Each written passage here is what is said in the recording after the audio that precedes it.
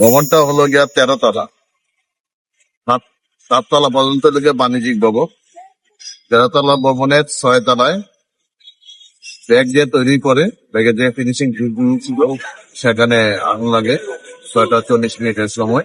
আর 5 মিনিটের ভিতরেই আমরা ঘটনাস্থলে এসে উপস্থিত হই। যেহেতু এটা একটা আবাসিক ভবন, সেহেতু তার ঝুঁকি অনুসারে আমরা সাথে সাথে আরো 2টা টাননের সাথে সাথে আরো 7টা টাননকে আমরা মেসেজ দিয়ে আসার জন্য, যেহেতু উপরে অনেক লোক আটকা পড়া অবস্থায় থাকতে পারে, তার জন্য টিটিলও নিয়ে আসি।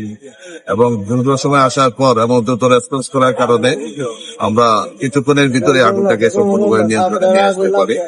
তো আগুনটা একটা রুমে সীমাবদ্ধ ছিল, অন্য কোনো দিকে আসতে হতে পারে না। হাসপাতালের বিষয়টা আমরা দেখি নাই।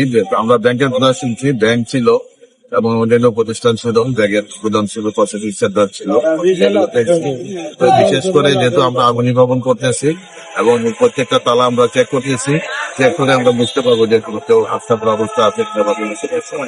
আমরা যতটুকু চেক করছি এখনো আমরা আহত বা নিহতের আমাদের লোকজন প্রথমে আইসা একটা পার্টি আগুন নিবানোর কাজ শুরু করছে, আর আরেকটা সিঁড়ি আছে পিছন সাইডে, যেটা আবাসিক লোকজন নামা শুরু করে 13 তলা পর্যন্ত আমাদের লোকজন উঠছে এবং সবাইকে রুম থেকে বের করে নিয়ে আসছে, কোনো সমস্যা নাই। আমরা যারা ছিল ঘটনাস্থলে, তারা বলতেছিল বৈদ্যুতিক শর্ট সার্কিট, কিন্তু এই বিষয়ে আমাদের ফায়ার সার্ভিস সিভিল থেকে অগ্নিকাণ্ডে একটা তদন্ত কমিটি গঠন করা হবে। এই তদন্ত কমিটির মাধ্যমে তার আগুনের কারণ এবং ক্ষতি আমরা জানতে পারবো।